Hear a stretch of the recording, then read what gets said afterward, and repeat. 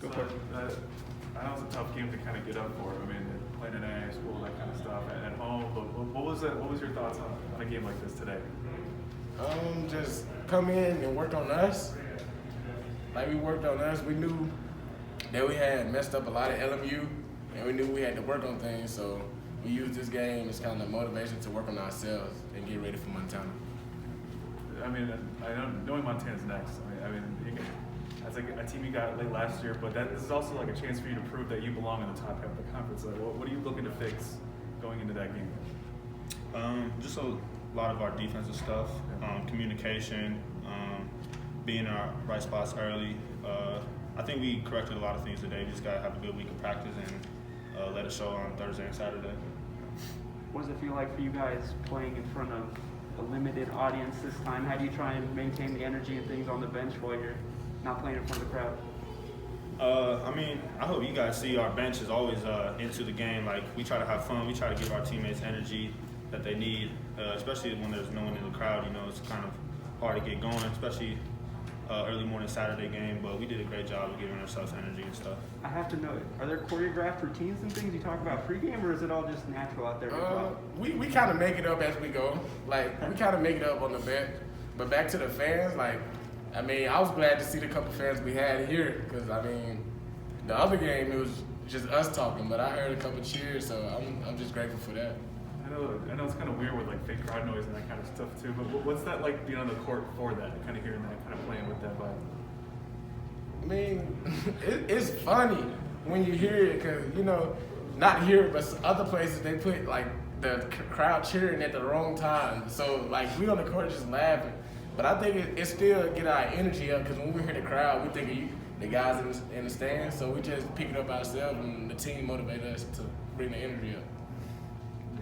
John, you got fouled pretty hard there in the second half on that play. What were your thoughts when that happened, and how did you feel later on when Tev got the dunk over the player that got the foul on you? I mean, when it first happened, I've matured since last year. Last year, I probably got a tech, but this year, like, I've been working on my anger on the court, and I just use it as motivation to get to the next play. But when I saw Tev dunk on him, I mean, that made me happier. So I was happy that he dunked on him for me because I was gonna get it. Dre, you talked a lot before this was about, you know, just kind of taking the next step as a team and kind of getting over that loss on Wednesday. As one of the team leaders, what did you kind of see out of this locker room today, kind of moving forward from that loss? Just a lot of positivity. Guys are very encouraging. You know, and not everyone played great the last game, and we did a good job of like encouraging guys, keep taking the shots that we need you to take. And shoot, we just shared the ball and just played for each other, and I think we just keep improving upon that. It's going to be a very special year. And with the way that you can empty the bench in a game like this, either you guys, like, what's it like seeing guys that maybe don't play that often get points and kind of get buckets today?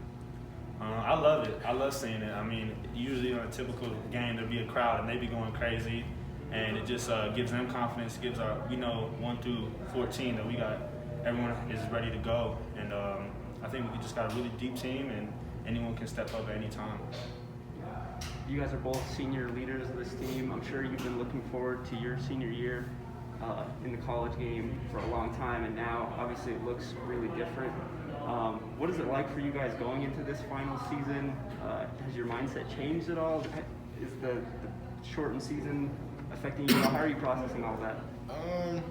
I think for me and Dre feel the same way. This season we're actually more motivated because, I mean, we proved what we could do last year, and we still was ranked low, like I think with 7th. Yeah. So we're pretty motivated to show them why we need to be at the top of the standings. Like on the court, the game is just so much slower. Everything comes together. Confidence is at an all-time high in each other, amongst ourselves, and I just enjoy every moment. You know, we're not guaranteed tomorrow, especially in today's world. So just to get out there and be able to play today was super blessed to be able to do that. John, I know you and a handful of other players now before the national anthem. How important is it to use your voice in a platform like this, especially in this year? I think it's very important. I mean, and I mean no disrespect to veterans. I'm not trying to disrespect the veterans. I'm doing it for racial injustice, social injustice, and just equality for everybody. Like, that's what I stand for. So I just wanted to get that across. No disrespect to the veterans. Was that something you had talked about before the game with other players? Was that something the coach had talked to you about? Coach give us the freedom. We just have to let him know. So before every game, I just text him to let him know so he won't forget. So I just remind him. And the other guys, I mean, me and I think Marquise, we had already said we was gonna do it, and then the other guy just kind of followed. So. And what's it like, kind of as a team, kind of having a way just to voice your way, just in any way you want, really, just with a team like this, having Todd being so cool as a coach to be like, yeah, just let me know.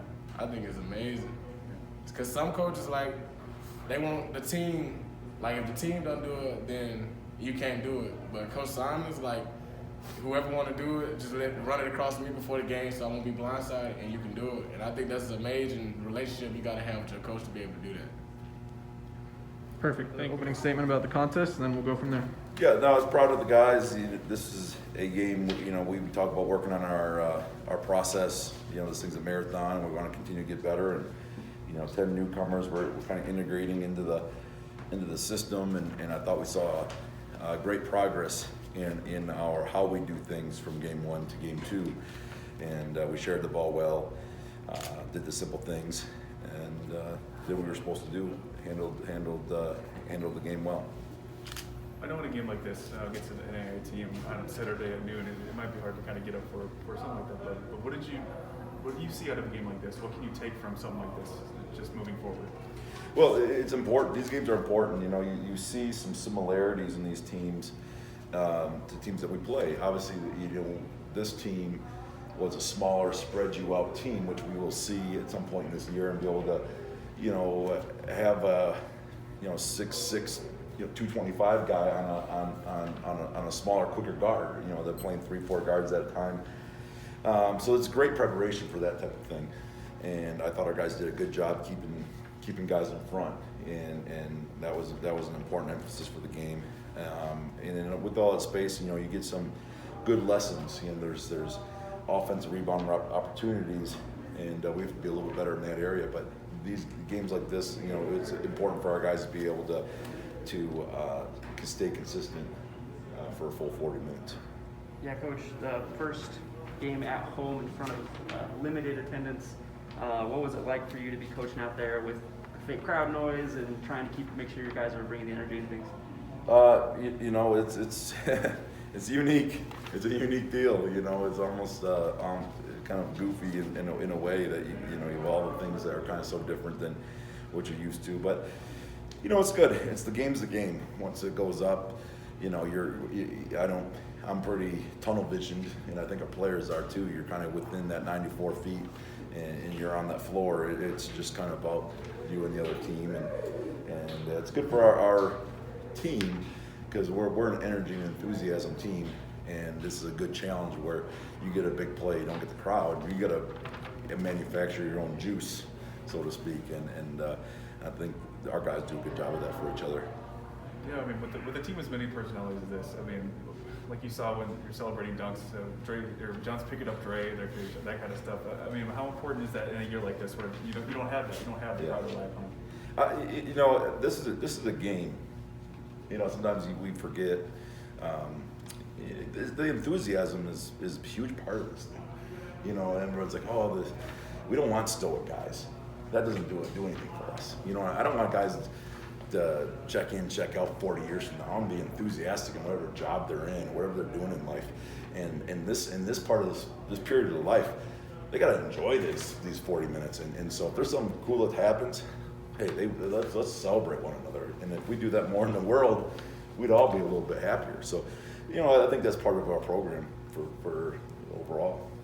Yeah, Coach, a lot of diving after loose balls, taking charges in a game that ended up getting out of hand fairly quickly. What does it mean to you to see your team continue to hustle hard and go after loose balls and things? Yeah, I was really proud of that. If there's anything that's a hallmark of what we do, opponents are going to kind of leave here bruised and battered a little bit, and we're going to leave more bruised and battered. There's no such thing as a 50-50 ball in our program. We want 100.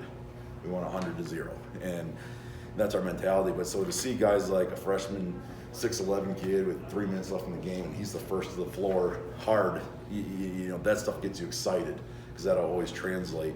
It'll always give you a chance. And if you're doing it now, you're going to do it in the big games. You know, if we can get that mentality where everyone knows that you come in here and it's going to be a street fight a little bit, and that's what we want. Going into next week with Montana on deck, obviously, Dre's going to talk about, you know, we have to clean up a few things defensively and just keep going offensively. But what are you looking to clean up going into that 2-game series, which is maybe a big standing point early on in the season? No question, huge game, huge weekend, right? Huge weekend. There's no denying it. Montana's been, you know, picked in the first couple of the league for eternity, you know, and we're trying to crack into that level where we get the respect of a Montana, and we have to earn that. We got to get over that hump to where we're winning conference championships, and they're one of the teams that road goes through, and we played close games with them last few years. We were able to get them once last year up there, so I'm sure they're going to be ready to roll and try to get us back here. But we got to do our jobs and make it about us more than about them.